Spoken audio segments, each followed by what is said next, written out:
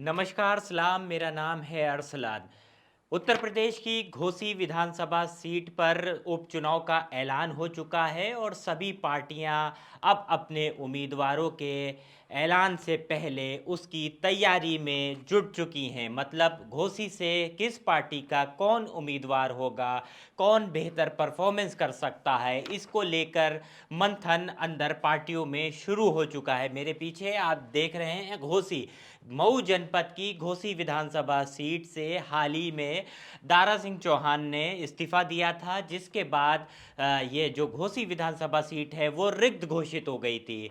चुनाव आयोग ने यहाँ पर 5 सितंबर को, यानी आज से 1 महीने से भी कम समय बचा है, और चुनाव आयोग ने ये फैसला किया है कि 5 सितंबर वो दिन होगा जिस दिन यहाँ पर चुनाव होगा, यानी उपचुनाव होगा। बाईपोल होगा 5 सितंबर को, जिसके नतीजे 8 सितंबर को आएंगे। 8 सितंबर का वो दिन होगा जिस दिन घोसी को अपना विधायक मिल जाएगा। लेकिन कौन सी पार्टी किसको लेकर मंथन कर रही है, किस चेहरे पे सबसे ज़्यादा चर्चा है, कौन वहाँ का प्रत्याशी होने जा रहा है, आज हम इस खबर में उसी पर चर्चा करेंगे। समाजवादी पार्टी किसको अपना चेहरा बनाने जा रही है, किसका नाम सबसे आगे चल रहा है, उससे पहले बात कर लेते हैं भारतीय जनता पार्टी की। भारतीय जनता पार्टी में दो नाम सबसे ज़्यादा जो चल रहे हैं घोसी विधानसभा सीट के उपचुनाव के लिए। उसमें एक नाम तो आप ये देख रहे हैं, ये हैं अरविंद राजभर, ओम प्रकाश राजभर, जो अभी हाल ही में एनडीए के घटक दलों में शामिल हुए हैं। सुहेल देव भारतीय समाज पार्टी के राष्ट्रीय अध्यक्ष हैं ओम प्रकाश राजभर, उनके ये बड़े बेटे हैं अरविंद राजभर। चर्चा है कि अरविंद राजभर को जो है भारतीय जनता पार्टी अपना उम्मीदवार बना सकती है। वहीं जिनकी वजह से ये सीट खाली हुई थी वो मेरे बाईं ओर पे आपको दिखेंगे, दारा सिंह चौहान। दारा सिंह चौहान ही वहाँ से विधायक चुने गए थे। 2022 में उन्होंने समाजवादी पार्टी के टिकट पर चुनाव लड़ा था और वो घोसी विधानसभा सीट से विधायक बनकर सदन पहुँचे थे। लेकिन अभी कुछ वक्त पहले ही उन्होंने समाजवादी पार्टी से तो इस्तीफा दिया ही है और उन्होंने अपनी विधायकी से भी इस्तीफा दे दिया। दारा सिंह चौहान की विधायकी से इस्तीफा देने की वजह से ही ये जो सीट है वो रिक्त घोषित हुई है और वहाँ पर उपचुनाव होने जा रहा है। दारा सिंह चौहान की मैं बात करूं उससे पहले अभी जो नया चेहरा है उसके लिए उस विधानसभा के लिए वो हैं अरविंद राजभर। अरविंद राजभर की बात हो रही है कि अरविंद राजभर को ऐसा हो सकता है कि बीजेपी मैदान में उतारे, क्योंकि ओम प्रकाश राजभर को कुछ वक्त हो गया है भारतीय जनता पार्टी में शामिल हुए, लेकिन ना तो वो अभी तक कैबिनेट में शामिल हुए हैं, ना ही कोई विस्तार हुआ है कि उनको लेकर कुछ चर्चा हो।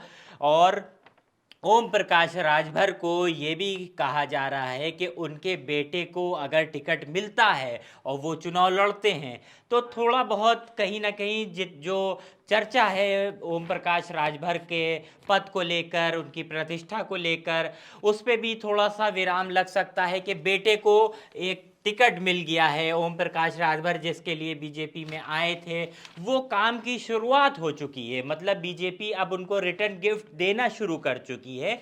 इस तरीके की भी चर्चा आ जाएंगी अगर भारतीय जनता पार्टी इन अरविंद राजभर को, जिनकी ये तस्वीर है, उनको अगर मैदान में उतारती है। अब बात करते हैं दारा सिंह चौहान की। दारा सिंह चौहान 2022 के विधानसभा चुनाव में विधायक बने, लेकिन वो विधायक बीजेपी के टिकट पर नहीं बने थे, वो बने थे समाजवादी पार्टी के टिकट पर।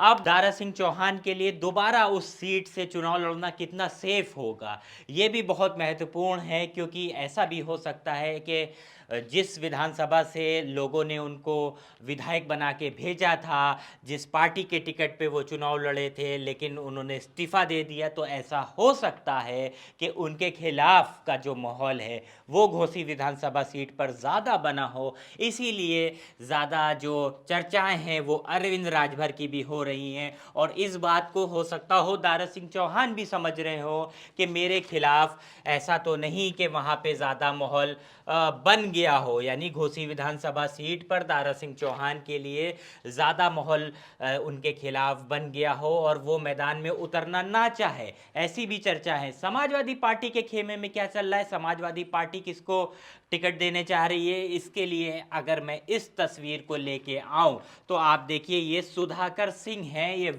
बहुत ही पुराने समाजवादी पार्टी के नेता हैं। पुराने मैं क्यों कह रहा हूं, क्योंकि ये संस्थापक सदस्यों में, समाजवादी पार्टी के संस्थापक सदस्यों में से एक हैं। ये अगर आप तस्वीर को देखें, ये सुधाकर सिंह बैठे हैं, यहाँ पे नेताजी आपको दिख रहे हैं, और ये अगर आप देखिए तो अखिलेश यादव, कितनी, जब वो बेहद कम उम्र के अखिलेश यादव हुआ करते थे, शायद जब ये तस्वीर उस समय की भी हो सकती है जब वो सिर्फ कन्नौज से सांसद हुआ करते थे, तब की ये तस्वीर है।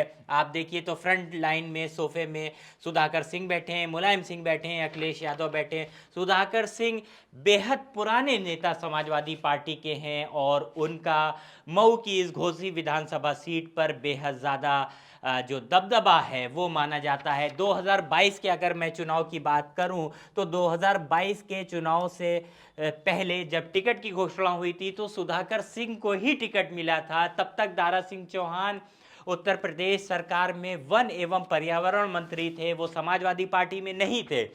लेकिन फिर जब एक माहौल समाजवादी पार्टी का बना, ओम प्रकाश राजभर टूट कर आए, स्वामी प्रसाद मौर्य आए, दारा सिंह चौहान आए, और यहाँ तक कि जो आयुष मंत्री थे धर्म सिंह सैनी, वो सब जब आए तो जो दारा सिंह चौहान हैं इनका टिकट काटकर, यानी सुधाकर सिंह का टिकट काटकर दारा सिंह चौहान को दे दिया गया था। ये सुधाकर सिंह की तस्वीर है। सुधाकर सिंह का जो दबदबा है वो घोसी सीट पर बेहद ज़्यादा माना जाता है। अब अगर इस घोसी विधानसभा सीट के समीकरण की बात करें तो आप यहाँ पर जो घोसी विधानसभा सीट है इसमें सबसे ज़्यादा अगर किसी का दबदबा है तो वो है मुसलमान, यानी सबसे ज़्यादा जो वोटर है वो मुसलमान वोटर, वहाँ पे जो मुस्लिम वोटर है वो है। इसका जो आंकड़ा बताता है वो 86,000 के करीब, इससे ज़्यादा और थोड़ा कम भी हो सकता है, लेकिन 86,000 के करीब मुसलमान घोसी विधानसभा सीट पे है। दूसरे नंबर पे आते हैं जो दलित वोट है, वो सब दूसरे नंबर पे आता है। दलित का जो आंकड़ा कहता है वो 71,000 के आसपास है, यानी 71,000 दलित वोट घोसी विधानसभा सीट पर है। तीसरा नंबर आता है यादव वोट का। यादव जो लोग हैं, यादव जो बिरादरी है वो जो है 56,000 के आसपास घोसी विधानसभा सीट पर है। इसके बाद राजभर, क्योंकि अरविंद राजभर की बात करी गई, अरविंद राजभर को इसी वजह से उतारा जा रहा है क्योंकि जो मऊ की घोसी विधानसभा सीट है उस पर राजभर का भी अच्छा खासा जो आंकड़ा है वो है 52,000 के करीब। ये 52,000 राजभर जो हैं वहाँ पर 52,000 के करीब घोसी विधानसभा सीट पर मौजूद हैं, वहाँ के वोटर हैं। इसके बाद चौहान हैं वो 46,000 हैं और जो राजपूत है वो 15,000 हैं।